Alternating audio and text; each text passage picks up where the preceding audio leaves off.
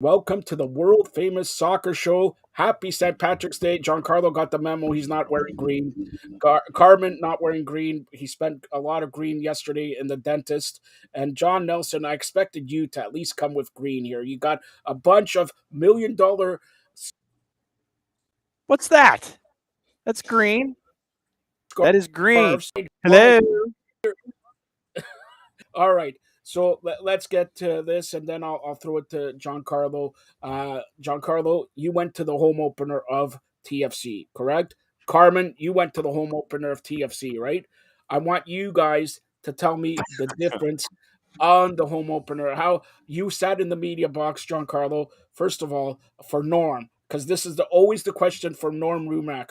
He doesn't care about the game. How was the food? How's the food? That's What right, did we St. John. have? That was it was chicken wings and Chicken macaroni and cheese. chicken wings on a home opener. All right. Anyways, your opinion of the home opener, and then I'll go to Carm. Go ahead. Yeah, like Bob Bradley mentioned it perfectly. Like it was a little shaky at times, I guess you can say, on the defensive end for the first 15 minutes, but they turned it around. They got the goal. They actually went to the half while they had the lead, so that was a surprise because TFC usually they're known for giving up leads, but in the second half they do give up the lead. And again, it's just something where you invest in a back line, you invest in a goalie, you have this offensive talent, and Bernadeschi wasn't getting the service like I think he would have wanted. I think he should have moved into the center. That would have probably solved a lot of issues, but they ended up giving up the goal and they had a tie, so a draw. So I don't know what they're gonna really do to change that. Insigne is obviously probably not going to play It's called tomorrow. get healthy, dude. You ain't got nobody. Yeah, perfectly said. All right. Carm, who had root canal surgery yesterday. What a trooper. What a trooper playing hurt. I know a coach, headmaster coach of York University who would be proud. All right. What did you think of the home opener last week, Carm? I mean, like they were lucky to get out of there. I mean, when you're talking about getting out of your home game, home opener with a tie, it says something. They couldn't handle the craftiness of the top three. Zella Ryan kind of put on a clinic at times, just going forward. And I just like I didn't see an identity to the group, And we keep talking about individuals, and we keep talking about it wasn't a middle press team, it wasn't a high press team. It was kind of discombobulated. I still think they have a very talented top 11. And I think DeAndre Kirk came in and did a decent job, making proper runs, getting a goal, doing things properly. I just think they still need to find that identity, and protecting the spaces between Bradley isn't something that they're doing well. So yeah, Bernadeschi in service. I thought Bernadeschi had the ball in some key situations, but it was just there wasn't a flow to their game. There wasn't a style of play that when Bradley was with LAFC, they were incredibly a pressing team with a proper mentality, and you could see them just overwhelming teams with pace and energy and pressing and being susceptible to the counter, and that eventually got them. But there just seems to be an in-betweenness of this group that I don't like, and there's an in-between um, of not only their tactical approach but their mental approach. All right. So now TFC. Let's get to Atlanta United. Go ahead, John. You were there. Atlanta looks impressive in the first few games. Yeah, well, I mean, when you're healthy, it's amazing what happens, right? When you've got the activity that's there, you got 7 points in your first three, and Thiago Almada. I'm not anticipating, I know the fans would just love to have Thiago Almada here for the entire season. I don't quite see it. I think in the summer window, you're probably going to get the offer that you can't refuse. And it's probably going to be somewhere close to $40 million. And there's probably going to be some team in La Liga that is going to want to bring him over. Tremendously talented player. And you can tell that winning the tournament in November and December, the worldwide tournament to determine the worldwide champ, really has done a lot for his confidence. I mean, the bangers that got the win in the home opener, and then you end up getting the result that you do against Charlotte, where you're up 3-0 early, and you end up with helping out there. Caleb Wiley gets a brace, and he gets an assist with Luis Araujo getting a goal, Thiago Almada being active, and all of that. And I think that, when you've got a front and you're still trying to get Derek Etienne Jr. healthy to where he's 90 minutes fit, you're trying to integrate to Yorgi Sakamakis, and you're going to lose him for the Columbus match, probably for international duty. And then, you got Luis Araujo on the right-hand side. Like I said, it's amazing what happens when you're healthy. And I know that you're still trying to bring in players at the back. Ozzy Alonso still recovering from his ACL injury and things like that. But, I mean, you got 7 points out of your first 3, and you're at the top of the table in the East. No complaints. It just kind of went about it a little differently than you probably would have liked. All right, so John, you'll start us off. Atlanta this week. What can we expect from Atlanta United? Well, I think it's probably more along the lines of what can we expect from Portland Timbers, who are resembling. We had an interview. We had one of the shows on the network with Nico Moreno from Pulso Sports in the Soccer Bar, and he referred to Portland as Hospital FC because they've got like 8 players out with various injuries, and Vander is a part of it. Yimi Chara is a part of it, and you're going to have Gio Savarese be, and I know that folks look at this word poorly when it's used, but he's going to be very pragmatic. It's like, okay, what do I have to work with here? I mean, literally, it's like, it's like Anthony Bourdain trying to figure out, okay, it's like I've got the leftovers from yesterday's special, and then you try to create a soup. It's like, try to figure out what you're going to do to repackage the leftovers that you have, and it's probably going to be, something 3-5-2-ish, 5-3-2, and try to figure out when you can take advantage of turnovers in the attack. I don't think you're going to have 75 guys behind the ball because that's just not his DNA. What is Neil Peart here or something? It's John Carlos, I think. John Carlos moving every. Something fell here. Yeah, the microphone fell here. Microphone fell. All right. But no, I anticipate Giovanni Savarese, making sure that with the pieces that he has, he's going to come in and try to get something of a result. It's not going to be like Toronto when they came in and the Toronto FC and Big Shot Bob thought the ball had cooties and just kind of was like, all right, we're going to boot it and then try to take advantage of a turnover or something like that. But, it's going to be a challenge for Atlanta United, but I think that you can create, once again, I think that off turnovers, you can create short fields, pinning the players in on the edges for Portland, creating short fields and opportunities inside the 18. Atlanta United should come out with full points, but I want to see how Portland stacks up. All right, let's get to TFC. Giancarlo will be attending at BMO Field. Hopefully, it's not as cold as last week. Go ahead, Inter Miami. Brother. Yeah, well, it looks like rain. Finally, it looks like maybe next week we got 5 degrees, John. Maybe 5 degrees. End of March, 45 Fahrenheit. Great weather here, all right? No global warming going on or anything. But yeah. All right, Giancarlo, go ahead. Inter Miami and TFC, and then I'll go through Carmen. Go. Yeah, I think they need to turn this around here. Like post-match last week, Bernardeschi talked about how he was upset with it because 2 draws, his mentality. He wants to get wins all the time. And I think, honestly, he could be the next captain of this team if he stays around long enough. And just the way he talks about the team, the way he conducts himself, I think that's a captain material. But in terms of Bradley, what he has to do here, Osorio on the left wing, I don't think that was working. I think they need to do something else. Add the 3 midfielders together, continue to build that chemistry. Maybe you bring a Peruzza or Hugo Mbonge onto the left wing.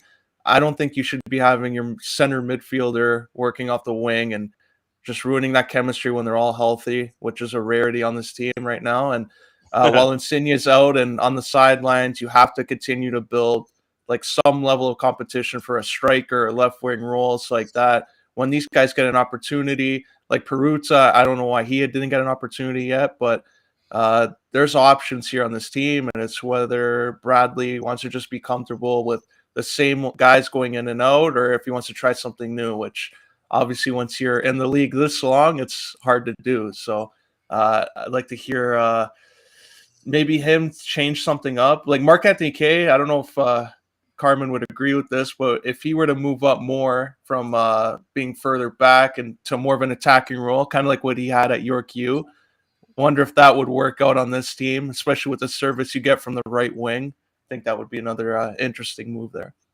What do you say? Yeah, I think that it's a good point, Giancarlo. They need to kind of tinker at this point. But I think the tinkering with also on the left side wasn't new to it, because I know Greg tried it a bunch of times. And I think it was more to give the space to their new Italian left back, who's honestly a smooth player. I was very impressed by him. On the ball, he was very good. I thought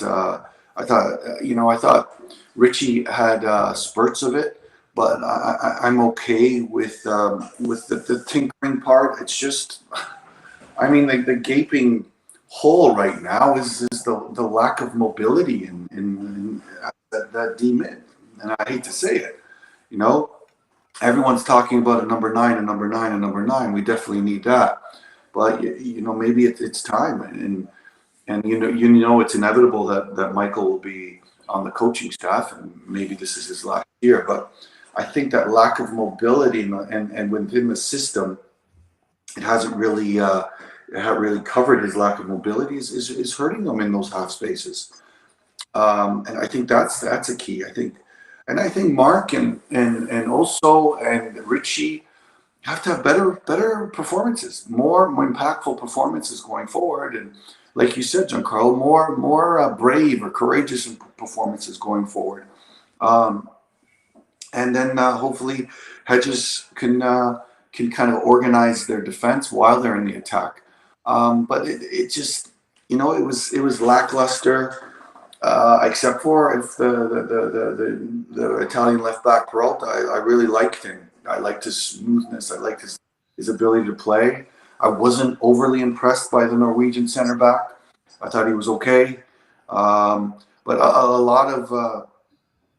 lot of issues could be solved in gaining that identity. Whether it's the humility of saying, okay, do what we do against Atlanta and look to counter off of Bernardeschi, and when Insigne gets back, or it's okay. Let's get up the field and let's get it compact and higher up the field, and hopefully we won't have to deal with what we had to deal with against Columbus with their top three that was so mobile and so dangerous every time they got the ball. John, do you want to say anything about this? You got to get healthy first, and I think it's a test for Bob Bradley in trying to figure out. Okay, you don't have your big guns up top. We don't have an update on Dio or Io Akinola and their health, do we? It looks like Akinola got called up. Oh, if Akinola was a roster decision or an injury decision, to be honest with you, I'm not so sure. So I mean, the only one that's the question, John, is the depth. They have their top 11 is, like you said, if one goes out, then we're in trouble. Insigne out, and I mean, I'm not surprised that he's not going to play until it's about 10, 15 degrees. But yeah, these are issues of depth as well, and these are issues of Bill Manning issues in getting proper players in. And obviously, although Bradley amazing in giving the young guys opportunities, like Kosi and Lucas, they've fallen a little bit out of favor. So yeah, I wouldn't see it as a question of getting healthy, except for obviously Lorenzo Insigne, but a question of getting more depth, situational depth, down a goal up. Sorry, Joe. With TFC, Atlanta had a terrible year last year. They come back and they're almost in first place. TFC every year starts off slow, and every year the same thing. And it's maybe the coaching. Maybe yes, you're going to have injuries or whatever. But look at Atlanta. Atlanta is an example. They they didn't play up to snuff last year, and now to begin the year, they're ready. They're healthy. Okay, yeah, but they changed schematically. TFC is there, and do we really expect them to win tomorrow, Giancarlo? Yes. Okay, I'll ask Carm. Because he's biased. Go ahead, Carm. Do you really expect them to win tomorrow? Inter Miami in a freezing cold Saturday evening. Yes, I do expect them to win. And what if they don't? What excuse are they going to come up with when they say, "Oh, well, we don't have our players or whatever"? They should win. But do you really have confidence that they're going to win? They should win. Yeah, I don't yeah. have confidence in them. I think they're going to win tomorrow. I do think they're going to win tomorrow. I do think that I think they could find a way to win, just like they found a way to tie Columbus in Atlanta. Like, I mean, Bernadeschi's talking about not being happy with ties, but whoa, it's probably leaned more towards losses than in Atlanta. I mean, John, I hate to say it in front of John, but it's true. Atlanta was the better team, and it was time that kind of the tie. Same with Columbus. But if they don't win this weekend, which I know the players are looking at it as a massive game, just like they did against Columbus, I think that there's going to be a lot of questions asked, and now it's going to be eyebrow raising time, and it's going to be board of directors time saying, hey, how do we fix it? All right, so So I think that this game, just like last game, was one of those we'll call them a KPI, key performance indicator. I think this game's even more important than last week. So we'll see. I mean, it's going to be interesting how everything transpires. But yeah, I expect them to win this game 1,000% on Saturday. Let's talk about some other team that has not lost a match yet, and I'm talking about St. Louis, not FC, SC. All right, don't forget they're not FC, they're SC, Giancarlo. All right, when you write the game report, I want SC, not FC. John, you start us off. How surprising are you that they haven't lost and they looked good in their matches? Well, and also, Giancarlo, you have to remember that it's St. Louis City. Yeah, SC. capital. It's all capitals, and they play at City Park, all capitals. So, sometimes to get results early in a year, you've got to be fortunate. And I don't know what it is about playing St. Louis, but there's always that moment, at least in the last two matches, where you've had just an absolute giveaway that created a chance for St. Louis in one match. And then you had in the match against Austin, Jared Stroud yelling out at Kip Keller. And folks have zaprudered this film, and that's your Google search for today, kids, where Keller, who played with Stroud last year. Stroud was a member of Austin FC last year. Stroud was one of the first selections for St. Louis this season.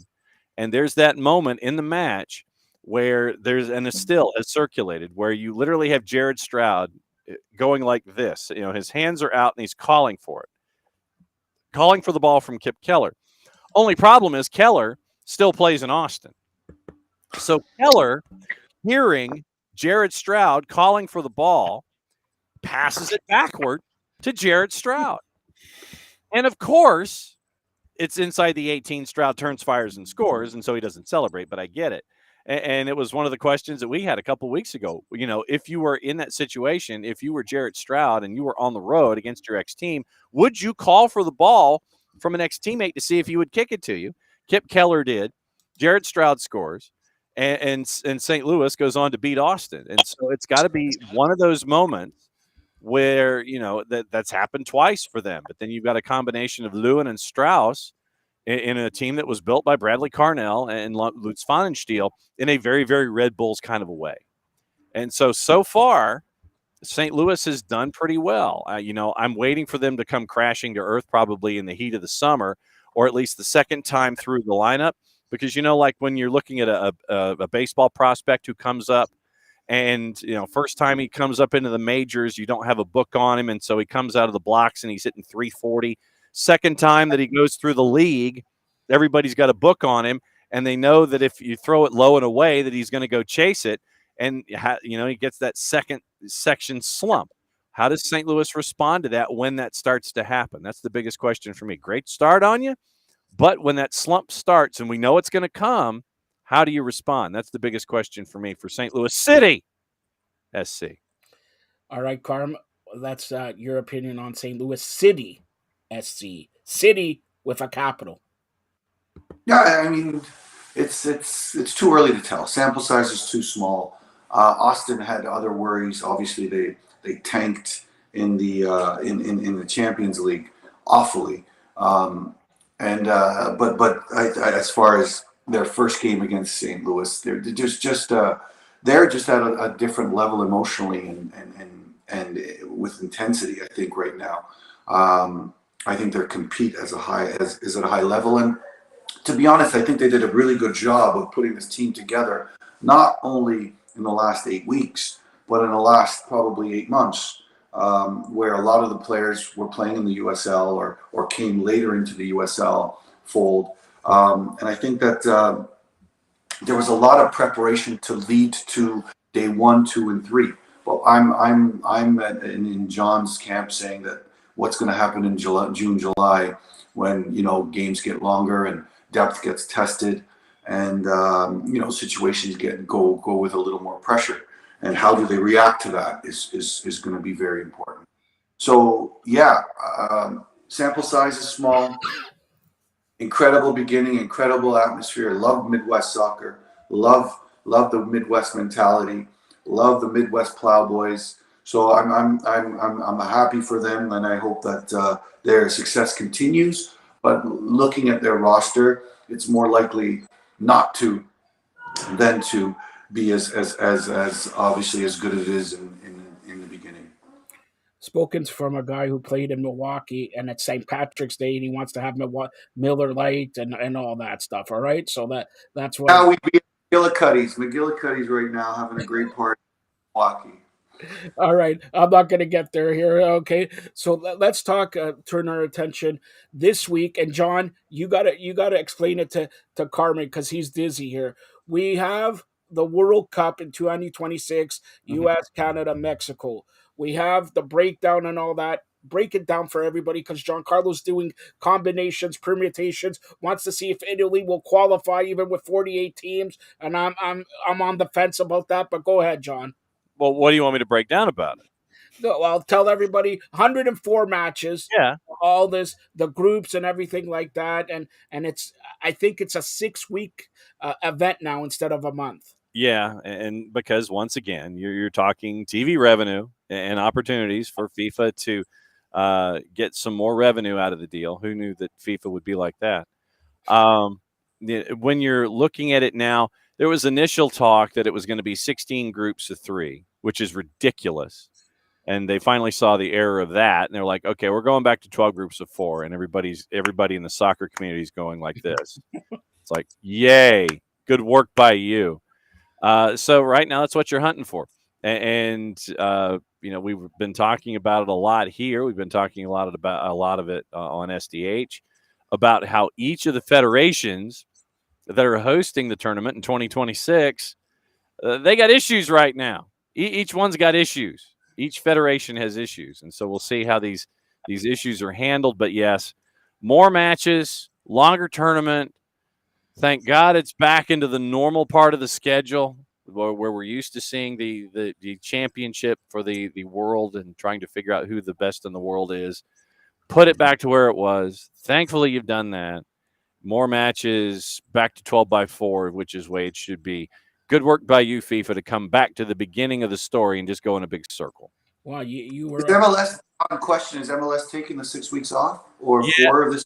Well, I think that what we've had the option in the past to sit there and say, okay, you can play during a World Cup break or not, but it wouldn't surprise me if, since it is a local tournament, and what I mean by that is here in this hemisphere, that they do take that time off. You won't have if you won't have Leagues Cup. Leagues Cup will be 23, 25, 27, something like that. I don't think it. So they'll figure out a way to not have it in 26, or if they do, it'll be some weird augmentation of the schedule. But yeah, I think that right now Leagues Cup gets the year off. It'll come back in 27.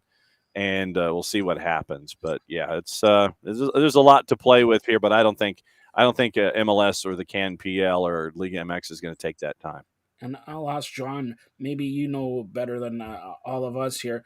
Do you know the breakdown of the games in which stadium? We know which stadiums, but not yet. Okay, so what determines that if it's going to be in BMO Field? I'm saying Toronto and in Canada here in BMO Field or Edmonton, Vancouver.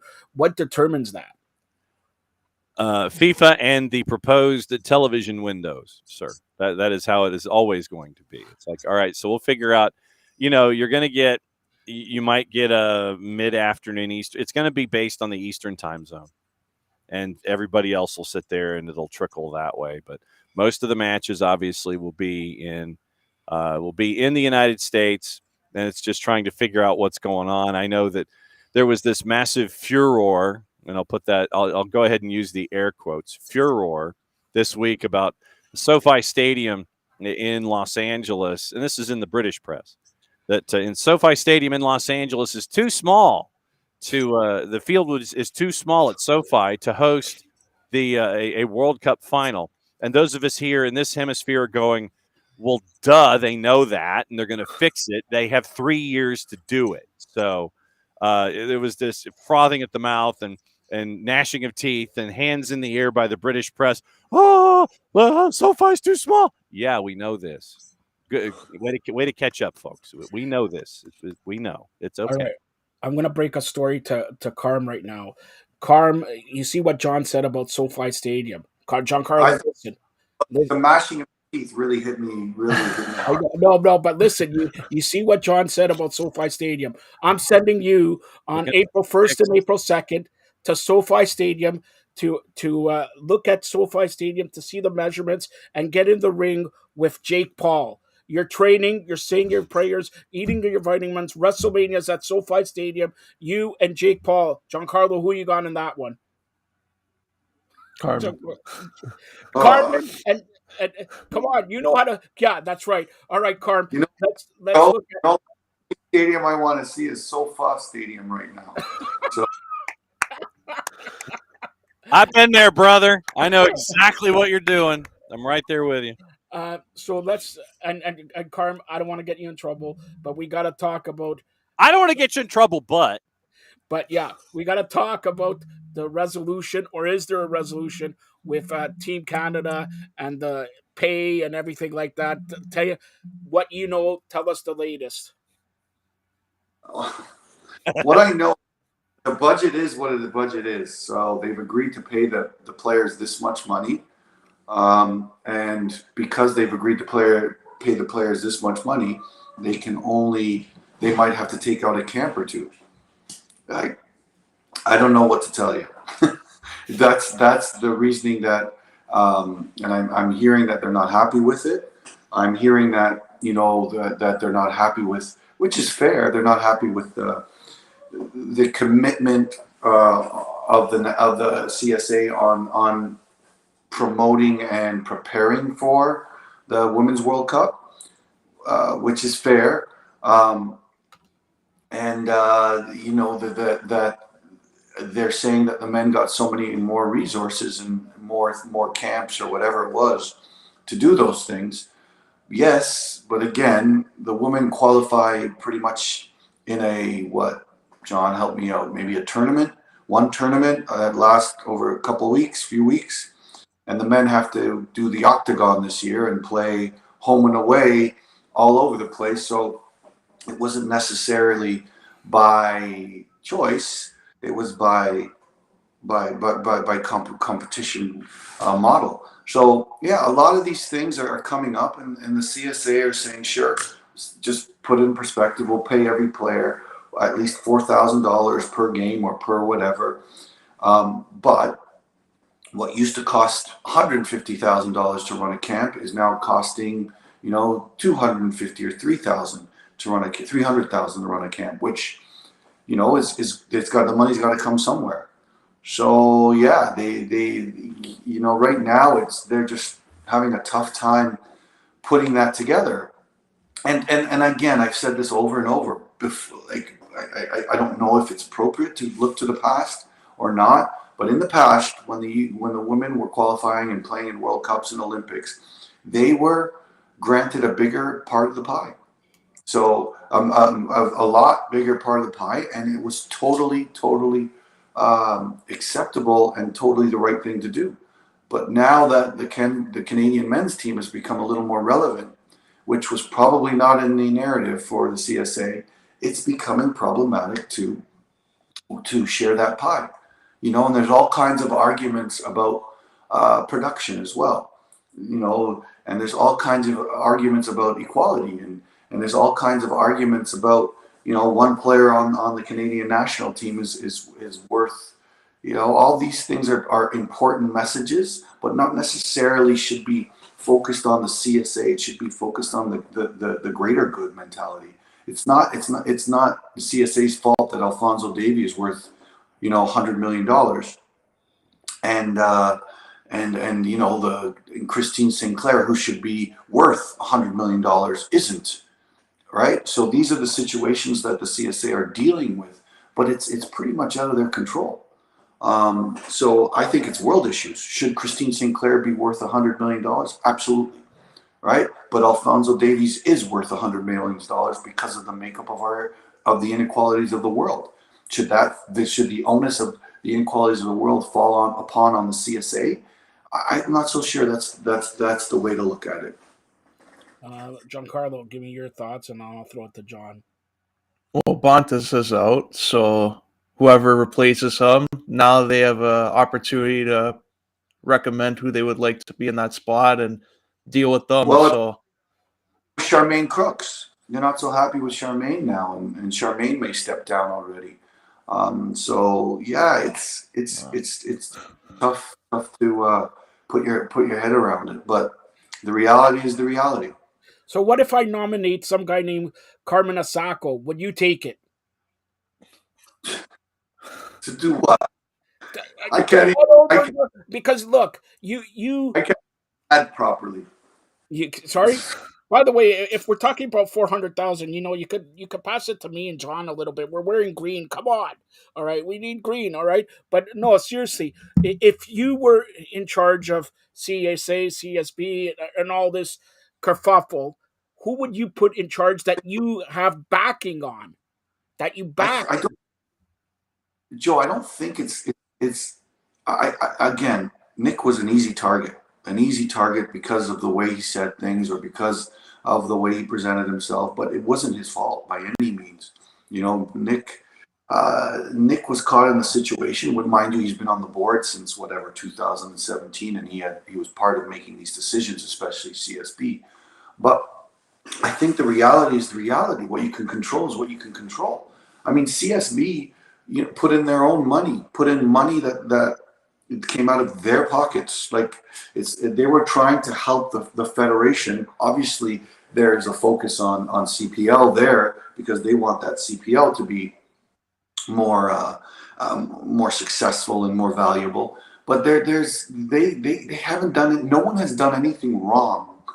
People are trying to point fingers at people doing things wrong, but I don't think it's wrong. I think that they've been clear about the numbers. I think that they've granted all the equality. I mean, and put things in perspective. This is Canada, the most equal place in the world, the most how can I say it? Most place that does their best to make things all equal. And that's I don't think anyone can argue with that. So I think that the reality is, do they accept the reality? That's another question. Should they accept the reality? That's another question. But does that become an issue for the CSA? I'm not so sure. But, hats off to the women's team who are doing what they need to do to kind of push. They're doing but they should maybe be pushing to FIFA and pushing towards world organizations as well. and as well as Canada, but more at the governing bodies. Because, like I said, I think the perfect example is yes, Christine Sinclair should be worth $100 million, but she's not. Alfonso Davies is worth $100 million, and that's the lay of the land right now. Should it change? Absolutely. Will it change? I don't know. That's FIFA. John, as an observer in the United States, when you hear everything that's going on here, what do you think? It's disappointing. When you have members of the Canadian women's national team being called to Ottawa to testify and give their thoughts on the matter, and then you have individuals who are either are in positions of power or were in positions of power. I think that Bontis' representatives or someone close to him said that he was not going to come and testify and give his statements to what he thinks about the current state of affairs up there. And it's disappointing that it has to come to this. And like I said, Mexico's in trouble for different reasons. They have waited too long, and they are too impatient when it comes to their men's team, and they don't have a younger generation, and so you wonder about the future of El Tri. And when it comes to the women's team, the women's league specifically, Liga MX Femenil, needs a lot of work. I mean, because there are a couple of teams in Liga MX Femenil that are fantastic, but it is truly haves and have-nots. I mean, you of the 20 sides that match the teams in Liga MX that have the male side and the Femenil, you literally may have 4 or 5 teams that are invested in properly, and the others are not. And you can tell when the product is on television. In the United States, you have the NWSL, which is still struggling to get. I mean, with the fact that Ally has stepped up and is willing to invest, I think that the cap in the NWSL probably needs to be adjusted, and looked at. You're seeing expansion in the NWSL, which is a fantastic thing, the rebirth of the franchise in Utah. But I still think that the NWSL, especially with the internal issues that we've been talking about over the last 2 years, NWSL has a long way to go. And in Canada, obviously, we're talking about Canada soccer on the women's side. On the men's side, there's growth there. But then you got into the group stage and you completely and totally crashed out. So how do you learn from that experience? So each of the 3 host nations for the 2026 World Cup, each of them have their issues. And sadly, a lot of them are tied to the women's soccer side of things. And it's disappointing that in a situation where all 3 nations can be role models, that each of these 3 nations has problems that they need to address. All right, let's get to Giancarlo. You'll start us off. Let's give an update for the Europa League and Champions League. So you'll start us off with that. Go ahead, Giancarlo. Yeah, a lot of Italian teams are in there. That's why nice I started to see. you off. Whether they're going to be successful in this, not too sure. But I think it's a nice start to see a little bit of a turnaround, some attention being on their league. And if it can have a positive impact of what goes forward there, I think it could be something that they continue to market themselves as, because the Premier League's obviously always going to get that attention, just the TV rights deal they have, the English broadcast. But if Serie A can get to a point where they were at least over a decade ago, I think that would be positive for just European soccer in terms of how they're viewed, because Spain isn't what they were when Ronaldo and Messi were going at it. So I think there's an opportunity there for some of these Serie A teams. Before I give it to Carm, you want to answer this question, Carm, from your good friend, Marty Roberts. Why does the MLS start playing in Toronto during the winter? Well, Marty, I'll answer that. The winter in Toronto goes till May. All right? So that's it. But Carm, do you want to answer that? Go ahead. No, it's just aligns with the MLS season. That's what it is. What it is. But I mean, we played in colder weather. We've played in hotter weather. So it was, but we still had 30,000+ at the stadium. It was still a great atmosphere. this still had good moments of the game. So yeah, that's the reality. It aligns with just like they play the NHL hockey playoffs in June, right? So what does that make sense? So all of it is what it is. It's like John says, TV and sponsorship. But yeah, the Champions League, AC Milan drew Napoli. Come on, right?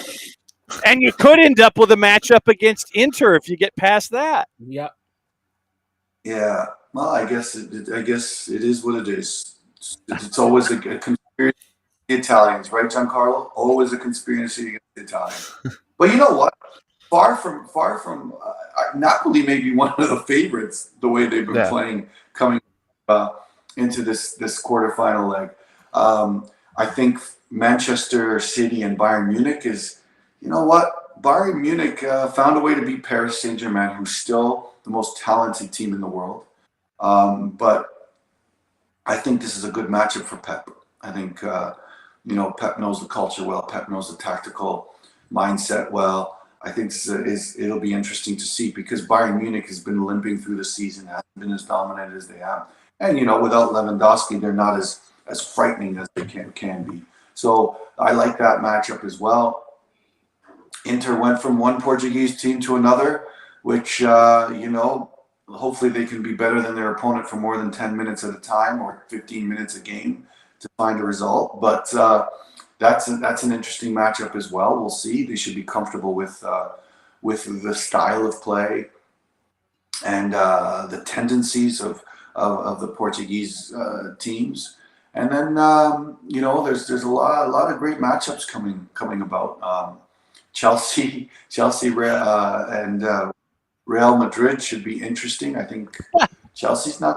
This guy's talking Chelsea. Yeah. I love. I heard Chelsea and oh no. Well, but get it and I love how the English media handled the draw, because this morning they said that Manchester City could play Chelsea in the next round.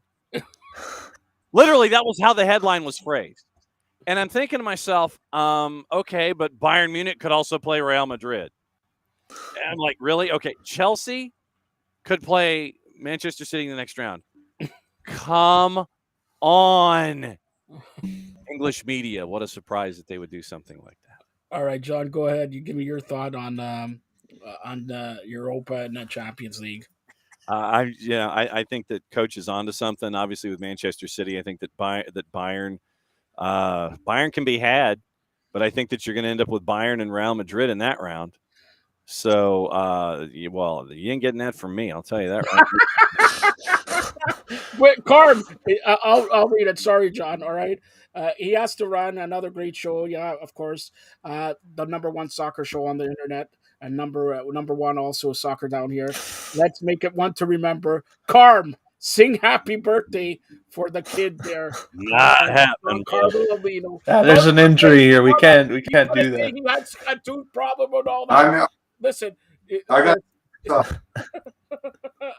All right, so go ahead. Sorry, John, but that I had to put that in. That's Carm's best friend, Marty Roberts. Oh, no question. No, and I love I love the optimism of West Ham in Europa Conference League. Where it's like, yeah, we're looking to make a run in Europa Conference League, and I'm like, really? Okay, you got Ghent. Good luck on that. Conference League, you're looking at what? All right, so Europa League quarterfinals, Manchester United, Sevilla, Juve Sporting, Bayer Leverkusen, Union Saint-Gilloise, Feyenoord, and Roma. And I think what you've stacked one of those brackets, and the other one is going to be interesting just because of the lack of stacking. But you've got Manchester United, Sevilla, Juve Sporting in one bracket, in one quad, and then you have the other four in the other quad. So for me, that's interesting. And then Juve or Sporting versus Manchester United, Sevilla. Don't overlook Sevilla, people. And then Feyenoord, Roma. I think that opens that up for Roma to work their way through in the Europa League. So, but yeah, the optimism of folks about West Ham. You're fighting for relegation, and you've got Ghent in the Conference League quarterfinals. Lech Poznan, Fiorentina. I got Fiorentina. I've got Ghent. I've got AZ Alkmaar and I've got Nice, so it'll be interesting in Conference League. But yeah, I loved how the phraseology was. Yeah, you could see Chelsea and Manchester City in a city. Completely overlook Real Madrid. Yeah. Who are these Real Madrid people? I have no idea. So we're going to close it out in a couple minutes. But, Carm, let's first start talking about the CPL and your teams for this weekend. Are you going to be able to coach with that toothache you have, because you can't sing happy birthday to Giancarlo? You can't. Are you going to blame it when you win or lose? Or are you going to blame it on your tooth or your dentist? Mm-hmm. Well, the schedule is coming out for League One. I think Vaughan's first game is against North Toronto, which is pretty much neck and neck with Vaughan last year. So the schedule is coming out, both men and women. So stay tuned for that. And then obviously the Canadian Championship. Vaughan playing in Montreal on April 18th at Saputo Stadium. Should be interesting. So yeah, lots of work to do in between. Obviously not the best conditions because we're kind of not training outdoors just yet because there's 2 feet of snow on the fields. What? But hopefully there's no. Yeah. Yep. No, tonight it's going to snow also. All right. So happy St. Patrick's Day to you, John. Well, great. And Vaughan's still going to beat Montreal. Right, Carmen? Vaughan's still going to win. Here we go again, this guy. Oh, Giancarlo, I've been sleeping like a baby every night, waking up on the crying and screaming. So why do you make me do that? Mm-hmm. All right. So, John, you'll start us off. Tell everybody how they could get a hold of you. And guys don't want to come to office, a Fired Up Network office, to get their book personally autographed by John Freeman Nelson. This guy, Carmen Asako, says he's going to treat me for lunch, dinner, and everything like that. Versa. Yeah, that's right. The cheapskate. He's got a bad tooth right now. He can't. I don't think food and chewing is that's the best option. I go to eat, and he just watches. That's the best date. Absolutely true. Easiest ways on the Twitters right there at OSG Nelson, also at Soccer Down Here. Soccer Down Here Daily Radio, 9 a.m. until 11:05, 9:05 to 11:05. We're on Turner Time, East Coast. Soccer's morning show goes through everything going on in the world of soccer. And don't forget to download the Soccer Down Here and OSG Sports apps available iOS and Android. If you like reading books, Noble Strong Lessons in Destiny, Book 6 is there. Do a John Nelson search in Amazon. Probably the easiest way to get Noble Strong. 356 pages about high school football in a very small town and how a small town wraps itself around a family in need. So that's book number 6, and we're plotting, I think, 7 through 11 right now when it comes to the books. So that's the easiest ways. That's the Hall of Famer, John Freeman Nelson from Atlanta. And by the way, Carm, you got to watch his soccer show. You learn every day from the soccer show, his soccer show. Watch it on Twitch, 9:05, all right? Every day. Giancarlo, go ahead. You're going to be attending TFC tomorrow. Go ahead. Yeah, you can follow me on Twitter, John_411, Instagram, Giancarlo_Alino. Check out my articles on firedupnetwork.ca and sportskeeda.com. And if you're in Toronto, we got a great guest coming up. Who's I'll the give guest? some Who's hints. The guest? Don't they're very intelligent. They're, let's say, stunts were something they know how to do. What else is another one? Highly intelligent is another one. Television. Can you find Carlo? Come on, give me more hints. Come on, I still didn't get it. I think stunts was a good one. Stunts. All right. So it's not Phil Kessel and a hot dog. All right.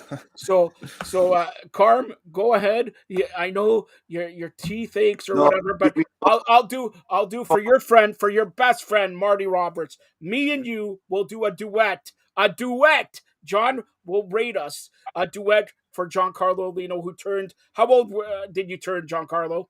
28. 28? I thought you were 26. All right, 28. Ty Domi's number. All right, Carm, are you ready? Yeah, come on. Yeah, my connection's a little bad right now. I think I'm cutting out here. No. Seriously. Carm. You don't want to go to another coaching career. I need to make you. Talent. Trish Stratus is on it. She's watching right now. Come on. Not even for Trish Stratus. See how he changes? All right. So Oh, happy birthday to Giancarlo Lino. happy birthday, Carlo. You don't want to hear us sing anyway, so why don't you say Nah, that? it were just the message was nice. I appreciate that. Did you get everything you wanted? Did you get everything you wanted? I know you. My present you didn't Your have because advice you to don't want us to come will here. go to You'll go to. I hear Joe. this from the 1984 when I saw him, and he was Italy, Italy, Italy. No, come on, it's been 32 years since you. I could buy a Nino D'Aversa a restaurant already. 34 years. Come on. All right. So happy birthday, Giancarlo. Did you get everything you wanted? I have something for you. It's an autographed book from a Hall of Famer in Atlanta. That's a perfect gift. I have it too, and it's a great book. Wait a minute. Did you just see what he said? He has it. It's not autographed. This one is autographed. It will cost a little bit more. You know, you got to give me $20. So it's like if I'm going to meet you and all that. But anyways, stay tuned for more great programming today. We're going to do a Maple Leafs Forever pregame show and the postgame show for the Toronto Six. The Toronto Six are in the PHF playoffs. They take on the Connecticut Whale at the Mattathme Athletic Center, formerly Maple Leaf Gardens. Carm, Marty Roberts just chimed in. What are your memories of Maple Leaf Gardens? I used to play in Maple Leaf Gardens I know, when and I you used played to for the give up 8 goals a game. But go ahead. What are eight. your Carm memories? also could chew his food in Maple Leaf Gardens with regularity. Best memories were there when we get into our home locker room was the away locker room, and you see all the lineups. You know, Messier, Gretzky, and all those lineups were like wow. So those are good memories. I loved Maple Leaf Gardens. We had time that year there. You know, coming onto the field, watching Felix Potvin and Matt Sundin and Ty Domi and that whole group playing on our indoor soccer field. You know, it was lots of good memories with Maple Leaf Gardens. Lots of good memories. But now it's the enemy because it's Toronto Metropolitan University. And I am. And it's a grocery store. And Giancarlo, since you're Ty Domi's number, do you have any memories of Maple Leaf Gardens? No, first game I went to was at Scotiabank Arena in 2000, probably one, so I missed out on that. But yeah, Ty Domi, I was a big fan. Yeah, whatever, Ty Domi. All right, Ty Domi, you come here and I'll finish you what I finished in 2000 with you. Thanks, Shane and Darcy. All right, John, any memories of Maple Leaf Gardens? Walking past it on my way to the post office where they actually play games now. So yeah, that's and the beauty of YouTube, you get to watch like the last games and things like that. Well, yeah, if you really want to get into it, the curve on Marty McSorley's stick. How about that one? Oh my gosh, this guy. All right, on that note, you guys pissed me off. This guy doesn't want to sing. This guy's birthday, he never got me a present. He never takes me to Nino D'Aversa. All right, stay tuned for more great programming here on the Fired Up Network. Thanks a lot, guys. Bye.